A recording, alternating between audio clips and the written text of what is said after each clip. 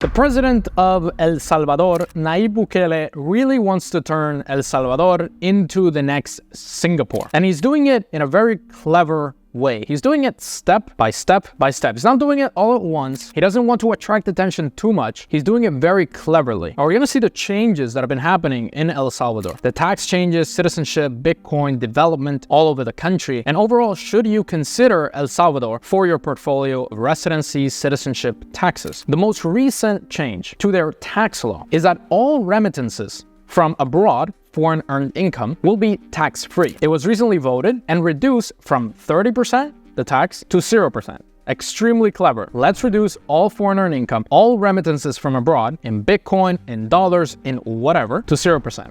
So now a foreigner like me going to El Salvador with whatever citizenship, I can send money from abroad, from my US account, from my UK account, from any account around the world, and it will be tax-free. And I can spend it in El Salvador tax-free. And I can have El Salvador as my main tax residency, and then I can pay 0% on all the income I make outside of El Salvador. And if I make money in crypto, specifically in Bitcoin, it will also be tax-free. There are absolutely no taxes on cryptocurrencies. If I want to become a citizen of El Salvador, and I'm very wealthy, I have 30, 50, $100 million, I can just donate $1 million in Bitcoin or USDT, and I can become a citizen. They're allowing this for 1,000 families. So 1,000 people, main applicants with their families, they might be 4,000 for each application, 1,000 applicants can become citizens of El Salvador per year. Extremely clever. And the way that they launched it was they said, oh, it's a special visa for Bitcoin. And then they actually revealed, no, it's not a visa, it's citizenship. But they're not labeled as a citizenship by investment country. So they don't have the regulations that the Caribbean citizenship by investment countries have. They're not going to lose Schengen access. They're not going to have bad relationships with everybody else because they're a tax haven. No, they're not a tax haven. They didn't reduce taxes to 0. They reduced taxes on foreign earned income. Now they're a territorial tax country. And now they are a crypto tax free country. And now they have citizenship by investment only with crypto to specific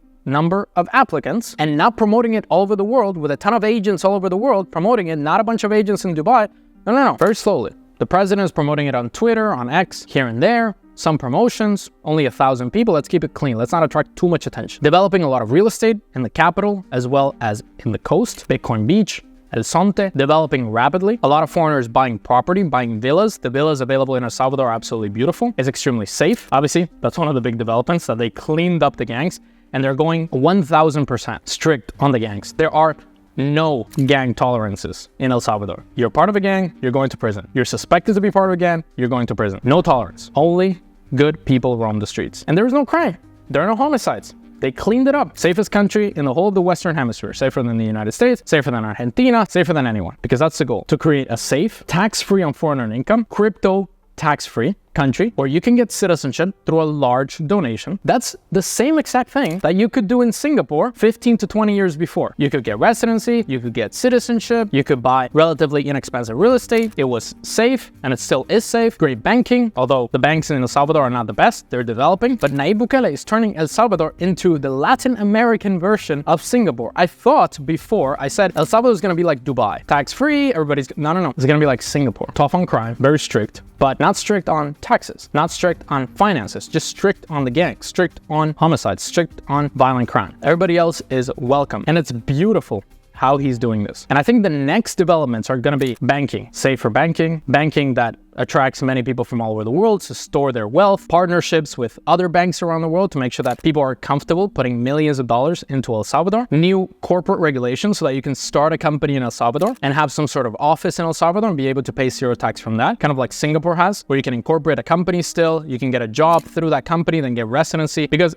right now, in my view, one of the next developments as well is going to be residency, because currently getting residency, not citizenship, let's say you're worth $2 million and you want to get residency in El Salvador. You have to live in El Salvador full time, more than 6 months a year, to maintain that residency. It's hard to live in El Salvador more than 6 months a year. Just like it's hard to live in Singapore more than 6 months a year because it's very small, it's very boring. What I see is either a golden visa coming next where you can buy property for $300,000 or more in Bitcoin and USDT, and then you get a golden visa, and then you only need to visit 1 day a year, 1 week a year, and you can apply for citizenship after 3 years or 5 years. If you want the golden visa, you can just invest in real estate through Bitcoin or USDT, or send Bitcoin to an exchange in El Salvador. Maybe they create their own national exchange where you can send them Bitcoin, touted, or USDT, and then they give you a golden visa based on that investment, and you get the investment back after you get the citizenship. Or there's some sort of residency where if you start a company in the country, some corporate regulations might be coming where you can start a tax-free company or a low-tax company in El Salvador, run it from anywhere in the world, and still maintain that residency in El Salvador without needing to be 6 months per year. El Salvador is also creating strategic partnerships with different countries around the world. Although Nayib Bukele tends to criticize the West a lot, he tends to partner up with countries like China a lot